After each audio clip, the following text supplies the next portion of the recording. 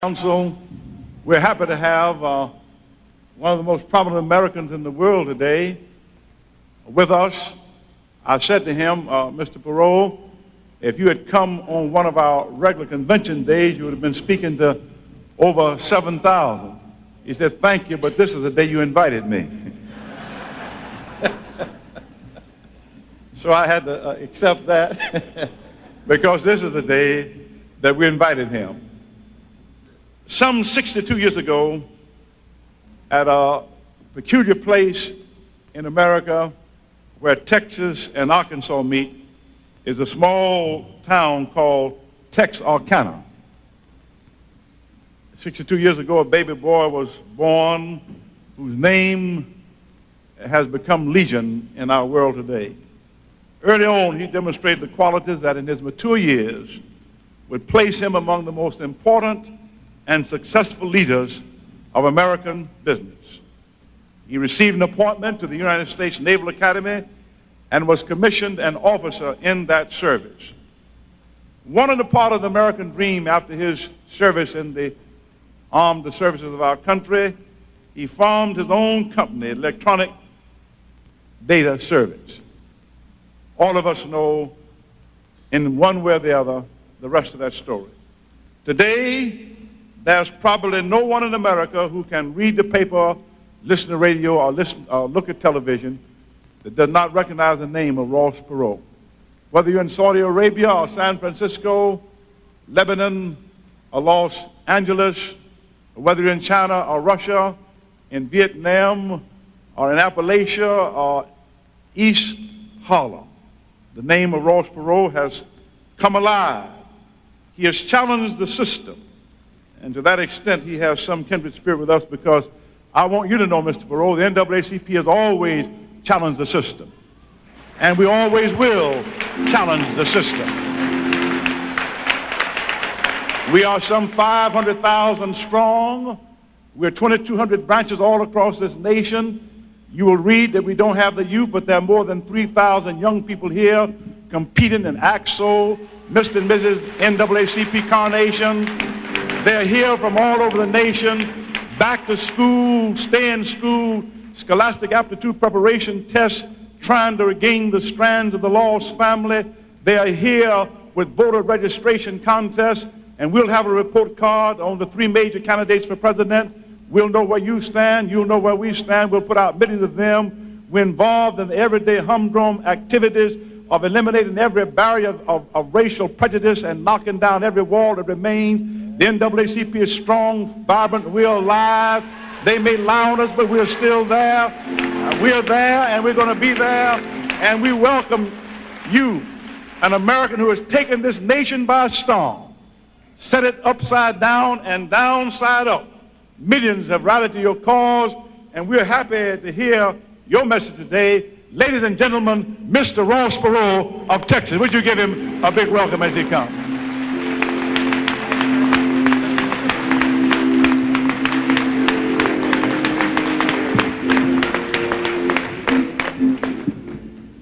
Thank you very much.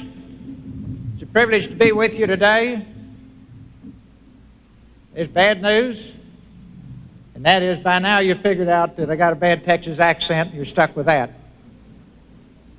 And the second piece is I don't have any speech writers, and what you hear from me comes straight from my heart.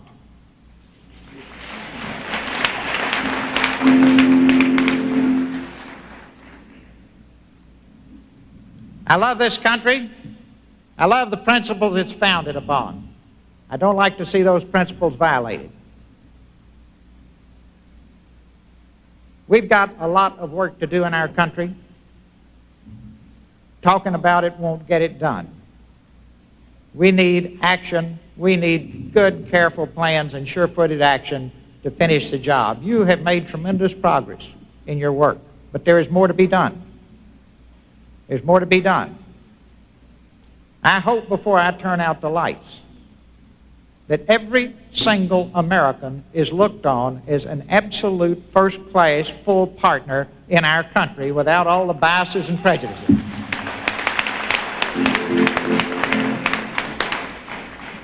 But where we are right now is among other things, you got to be financially strong to deal with all the problems our country has.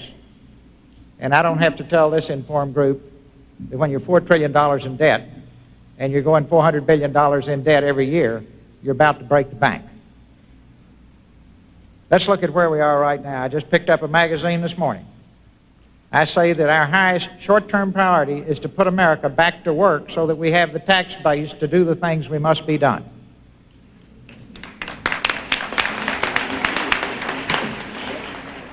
June the 30th, Aetna Insurance Company cut its workforce 10%, and 4,800 jobs went out the window. July the 1st, the Aluminum Company of America cut 2,100 jobs. July the 1st, Hughes Aircraft cut 9,000 jobs and had to write off $789 million. July the 2nd, hold on to your hat, the state of California is out of money and is paying its employees with script or IOUs. That's California, folks. July the 2nd, the employment rate nationally surged to 7.8%. 117,000 U.S. jobs were lost in the month of June alone.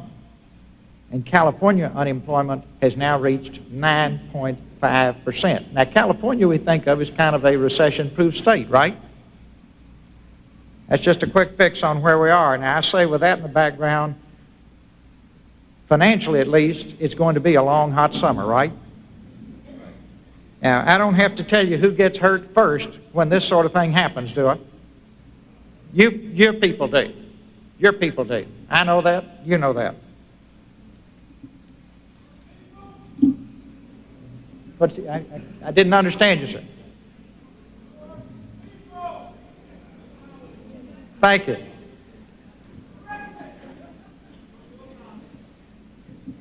Let me make one other comment. That if the state of California has this financial problem, that leaves South Los Angeles in a very tenuous situation, right? See, it takes money, among other things, to repair the problems of South Los Angeles. We are who we are. Our values and beliefs are shaped when we're small. I had wonderful parents. My father and mother taught me by example that we are all equal. Interestingly enough, they never preached about it, they did it. The people who worked for my father, who happened to be black, after they were too old to work, my father kept paying them with money he didn't have, and only words I ever heard him say is, "Son, they are people too, and they have to live." Sunday after church, my father would take me out to visit with the people who were too old to work, and he would go into their homes in the wintertime, or we'd sit on the front porch in the summertime, and he would go to see them for one simple reason. He loved them. Now, he never said it, but I knew it because he always did it. Every person who worked for him carried his business card with the understanding that if anybody ever treated them rudely, to show them that card. My dad, while he was a very modest man, was a very respected man in our community. And he was glad to put his name and his reputation on the line to see that everybody was treated fairly. My mother, during the Depression, who lived 5 blocks away from the railroad tracks, had a steady stream of hobos, many of them black, come to our house looking for food. She always fed them. She never said anything, she just fed them. And one day, I'll never forget, one came and said, "Lady, do you wonder why so many people come to your house?" And she smiled and said, "Well, yes, I do." And he took her out and he showed her a mark on the curb. He says, "You're a mark, lady. This house is marked. People know you'll feed people." And after he left, I said, "Mother, do you want me to wash that off?" And she looked at me and said, "No, son. These are people just like you and me. The only difference is they're down on their luck." So I had the great fortune to grow up in that environment. My father used to go to the black churches, and white people didn't do that. If you've ever been in Texarkana a long time ago, there was a famous Polly Chapel church and the Polly Chapel choir, and I will never forget those visits, and I will certainly never forget the beautiful singing in that church. When the people who worked for him were baptized, and their children were baptized, and their relatives were baptized, we went because they were his friends. And as you know, back in that point in time, they weren't baptized in the church or in baptismals. that was in ponds and creeks. And we were there because he loved them. Now, I was very fortunate. And finally, as a young man, I had a paper route in the poorest section of my town. It was so poor that people assumed that those who lived there would not take the paper because they only made $9 a week, and many of them could not read. The streets were of sand, and I had to ride a horse since a bicycle could not go through the streets. I found that these were just like the people my father was associated with, were warm, caring, decent people. And I'll tell you one brief story. In the middle of that paper route, while I was delivering the papers, my dad had to have a kidney operation, which was a major operation at that time. No one else would throw the paper out. So I went to each of my customers, explained to them I would have to be gone for a few days.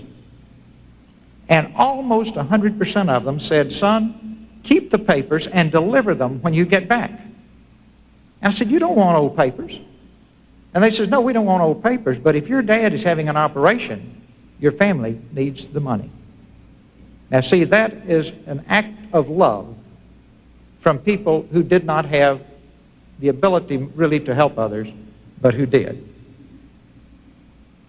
I've learned throughout my life that there's something in each human being that cries out, "I'm unique, I'm special, there's only one person in the world like me.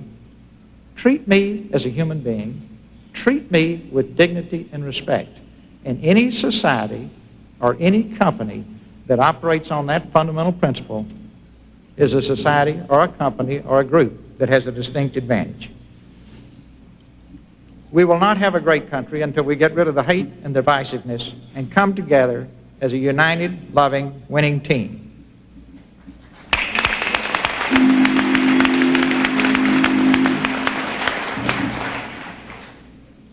Can we agree that our diversity is a strength and not a weakness? Certainly it is. As I go across this country for years, I like to look at what a person did before he got into this sort of thing.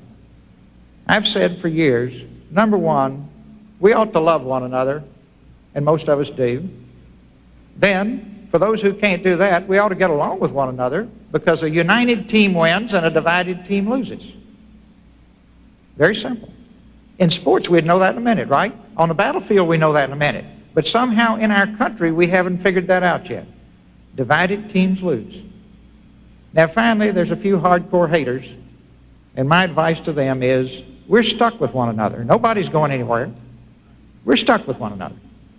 So get up into Category 2 at least. But I'd love to see everybody in Category 1, because if you love one another, you're in better shape. Since I've been involved in this process, I have said again and again on podiums across this country, if you hate other people, I don't want your vote. Because our country will fail. It's very simple. If anybody here questions my sincerity, get my comments when David Duke was running for governor of Louisiana. I was in New Orleans on business, was besieged by the press, and was asked what I thought about it, and I made it clear. So if you have any question, that predates this activity, and that was straight from the heart, and the heart hadn't changed. So we must take advantage of diverse backgrounds. We must cross the final threshold of making each person in this country a first-class citizen. Some of this we can do by law.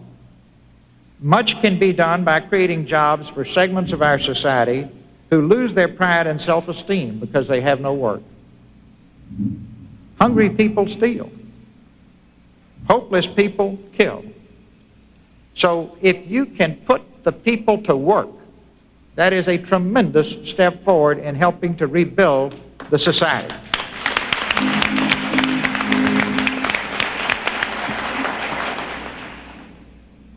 There's no substitute for caring, sharing, and loving one another. And this is a responsibility that cannot be legislated, and each of us must assume. But never forget that Teddy Roosevelt said that the White House is a bully pulpit. And I suggest that there should be a lot of talk like that coming out of the White House, no matter who's saying it.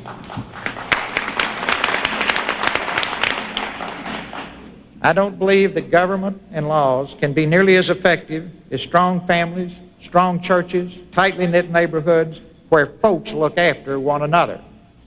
And there's no substitute for that. We can't do it all by law and police work, you know that. All of us must assume part of this burden. To change the subject for a minute, many of you must be wondering why all this has happened, why millions of people suddenly decided to just in 5 weeks to organize themselves across this country to put an independent on the ballot. And in just 4 months have pretty well gotten the job done. For example, California needed 135,000 signatures. People just like you in California gathered 1,000,004. 25% of the people who voted in the last election in Montana signed petitions. Colorado needed 5,000. They turned in 139,000. Massachusetts needed 10,000. They turned in 100,000. Michigan needed 26,000. Yesterday they turned in 300,000. Washington State needed 200 and turned in over 55,000. This massive effort from the grassroots has been driven by the brains, the wits, and the creative abilities of ordinary people. It is a unique political phenomenon, I am told, in the history of this country. It has little or nothing to do with me, and everything to do with the concerns of the American people and the American people's concerns that the two political parties are not addressing their needs. Interestingly enough, in just 4 months, this effort from the people has placed its candidate neck and neck with the two candidates from the two established parties. Inside the Washington establishment, the term most frequently used is that the barbarians are at the gate, which I find fascinating because the barbarians are the people. See, the people are saying, give us a voice. You say, well, why do these people do that? Let me be specific because I've had so much contact with them. They're tired of a government in gridlock. They're tired of a Congress and a White House that fights with one another and does not produce results for them.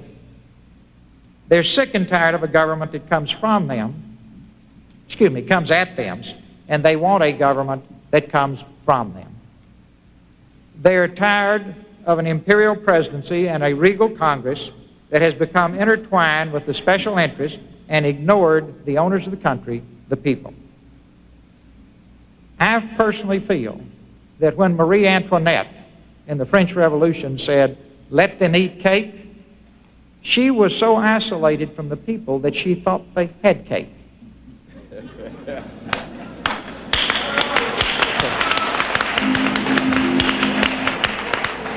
I believe we have that same problem in Washington today.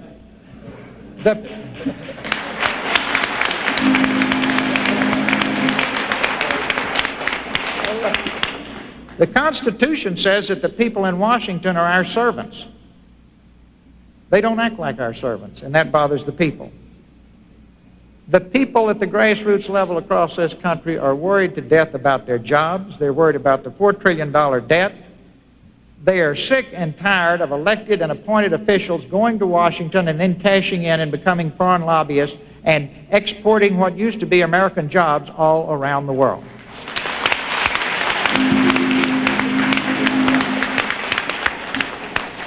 The American people have finally figured out they work 5 months a year just paying taxes, and they don't feel like they're getting their money's worth. You ought to have a front row box seat to the best country in the world for what you're spending. We're not getting our money's worth.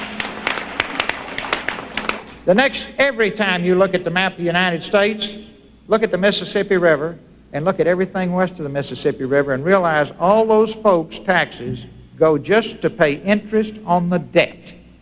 Now, on a personal basis, you know, when you're paying interest on a debt, that doesn't buy a thing for you or your family. That's just money you have to pay. That's where our great country is right now.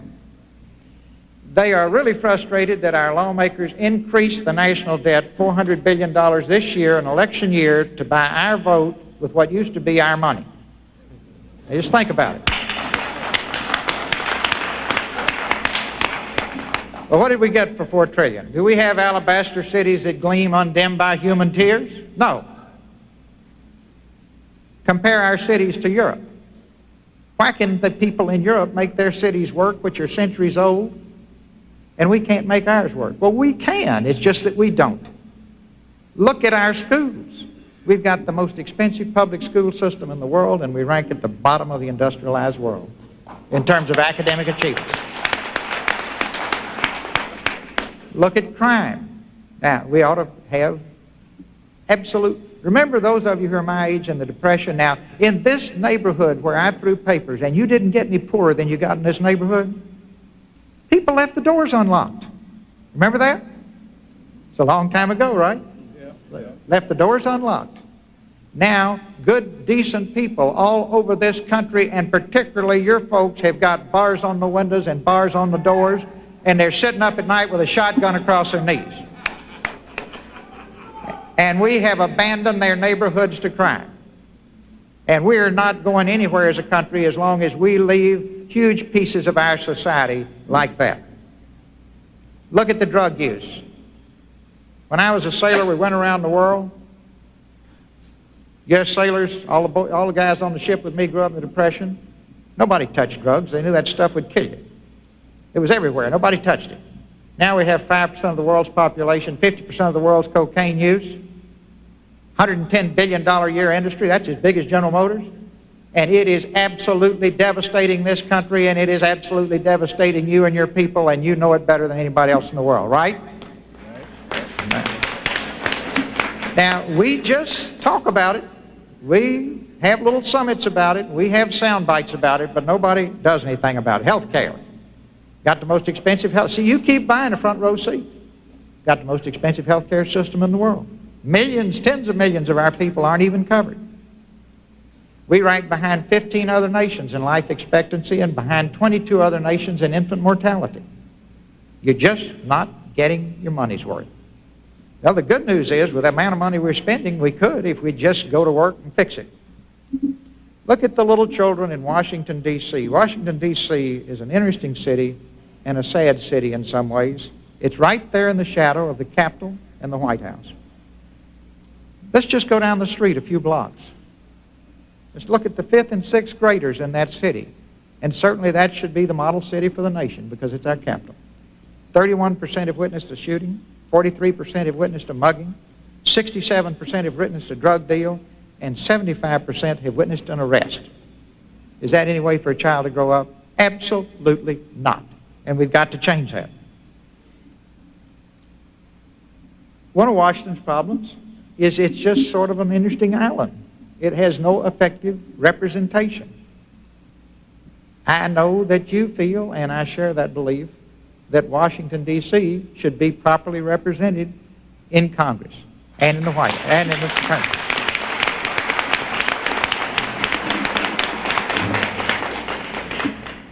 Let's talk about women for a minute. We love this country. We want it to be an example to the rest of the world. 1 out of 8 women in our country is raped. That's just unthinkable. And we don't have to tolerate that unless we just sit here and do.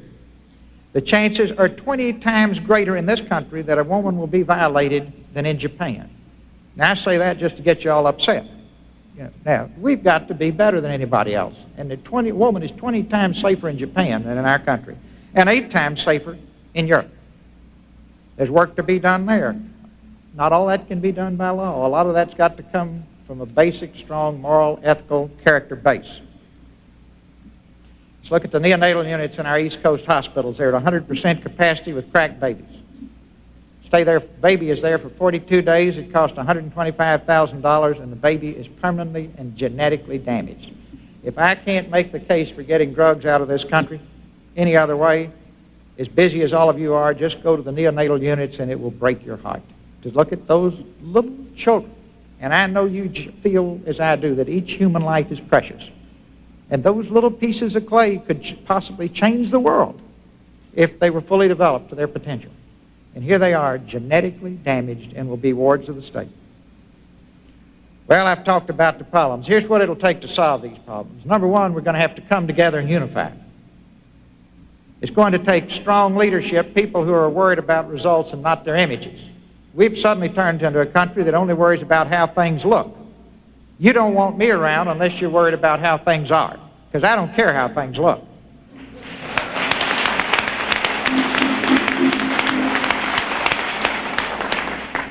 We've got to have the kind of character and integrity that the rest of the world looks at us and just says, wow. We've got to have discipline, and we've got to have a strong national consensus and commitment, and then get out of the way, because nothing in the world will stop us. We'll get there. Finally, it takes money. I need to make it clear to you that I am a businessman, with whatever problems that brings to the table. I spent all my life creating jobs, meeting payrolls, making things work. See, I don't make any money if I just talk about a new product. I have to make it work, deliver it, and be better than anybody else in the world, right? Well, I'll tell you this, the Japanese come over and study my companies. I don't have to go study them. Now,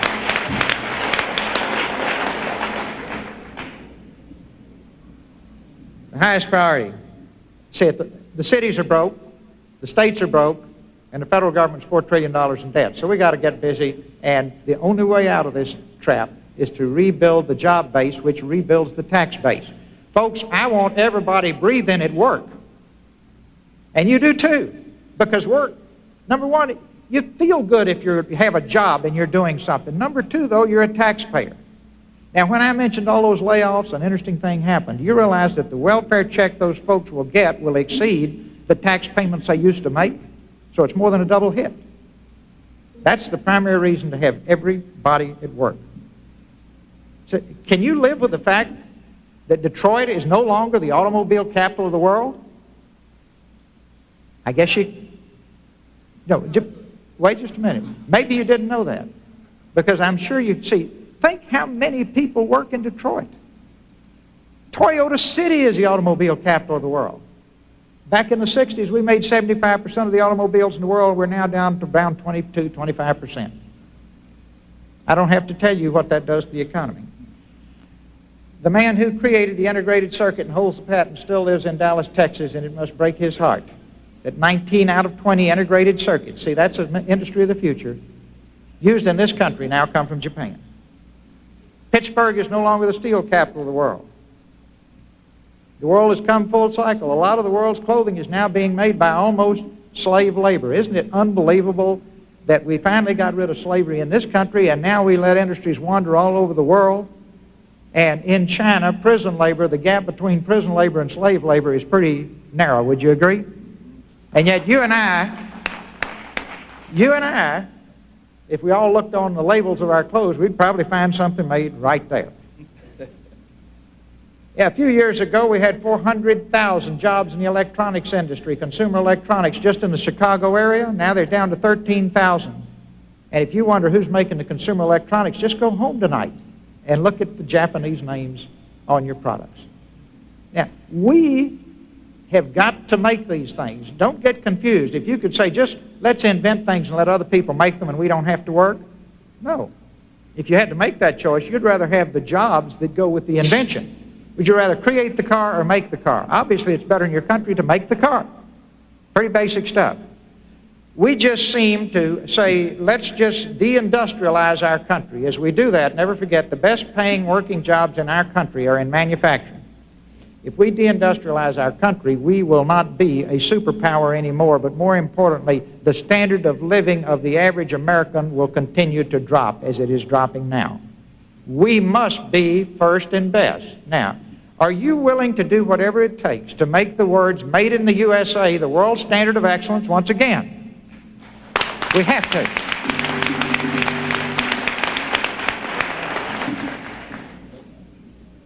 We've got more one-sided trade agreements than you can shake a stick at. You just wonder who did them.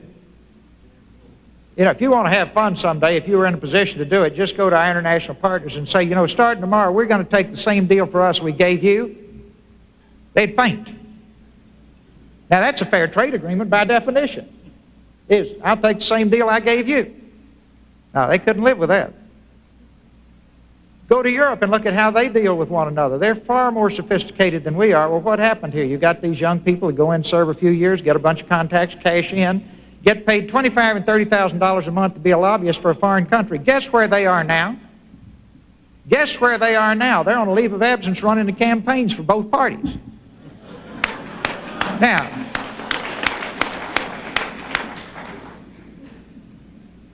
only in America, right? Only in America. Well, we're going to have to stop that, and unfortunately in our country we'll have to pass a law, and that's easy enough to do if you want it. Interesting enough, in Japan, if you go to Japan, there's no law against hiring people to be a lobbyist for you, but they won't take the job because it would be a source of great shame. Now, that's the kind of country we ought to be, but right now we're going to have a law. In the inner city, the way we get the economy moving is with small businesses. Most of our new businesses in our country are 25 people or less. In the last 10 years, over 100% of the jobs have been created that way. The small businessman in the inner city is starved for credit and capital.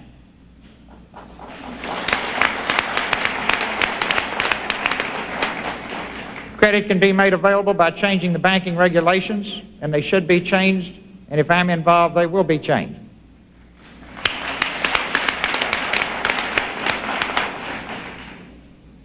Capital.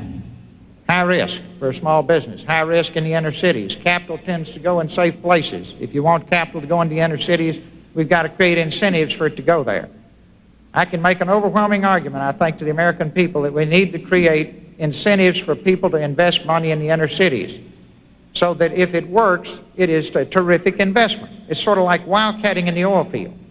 You know, when you go where no one's ever drilled a well, that's high risk. So you give people incentive to go. That's fairly simple. We can get that done. Revitalizing our big corporations will be a bigger challenge. That's going to be industry by industry and company by company, and if people send me to Washington, you'll see me buried first re-energizing the small business person because they can get it done faster and create more jobs, and in parallel, though, working industry by industry and company by company to bring manufacturing particularly back to this country, and most importantly, keeping the industries of the future. I don't want to have making buggy whips, right? We want to be making the industries for the future because those will be the best jobs, give us the best tax base. We've got to learn to think long-term in our country. Right now, in the words of the Japanese, we think 10 minutes ahead. Simply put, we got to outthink, out-invent, and out-create everybody else in the world. So, we got to rank first place. We got to make the words "Made in the USA" the world standard of excellence. We've got to rebuild our schools. I wish I had more time to talk about special schools for the inner cities. I've spent a lot of my life on that. I know it works. I know it costs next to nothing compared to what it produces. And it sure beats paying to keep people in prison.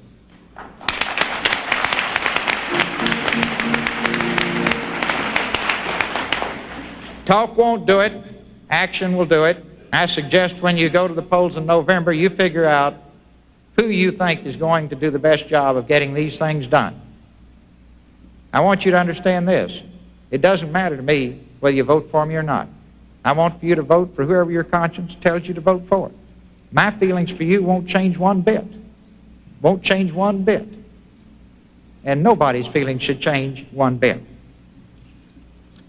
You might want to know in closing why I'm doing this. It's very simple. No man ever had a better set of parents, a finer wife, better children. Few people have been as lucky as I am. The American people asked me to do it. And then you say, well, Ross, why didn't you do it as a Democrat or Republican? I didn't want to sell out. That's why I didn't do it.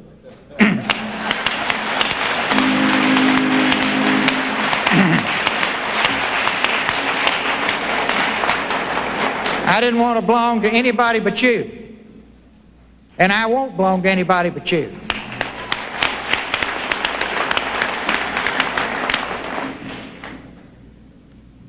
So it's now up to you to decide who'll do the best job for you. Here's one thing, though. Whoever you pick, you can't go home after November, because this is your country, you own it, and you know what would happen if you owned a business and didn't stay around, right? That's what's happened to your country. So after November, stay in the ring and insist that what the people told you they would do gets done.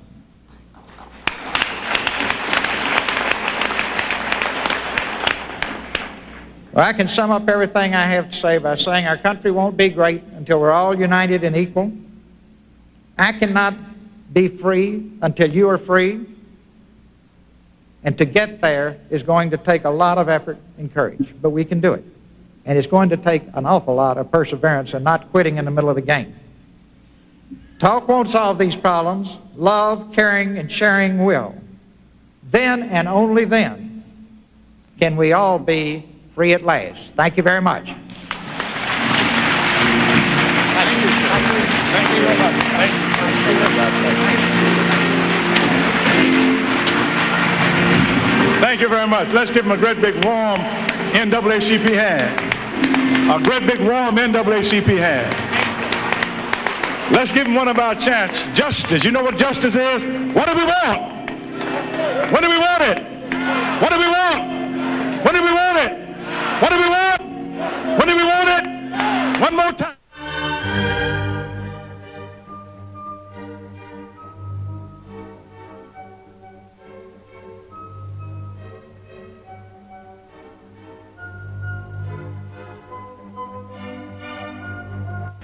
Stay with C-SPAN's Election 92 coverage for the only live, uninterrupted, gavel-to-gavel coverage of the Democratic National Convention that you'll find on television.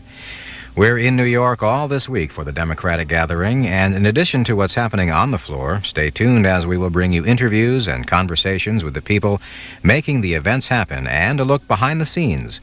That's the Democratic National Convention on C-SPAN. One of the events is Tuesday morning when Democratic presidential candidate Jerry Brown will be our guest for a live viewer call-in program.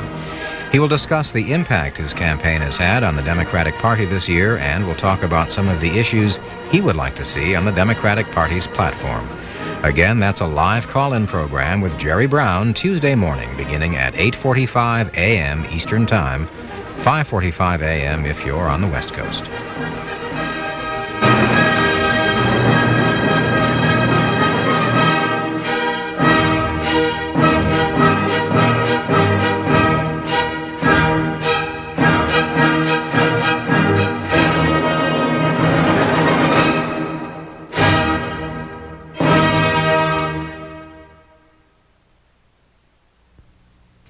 C-SPAN, the cable satellite public affairs network,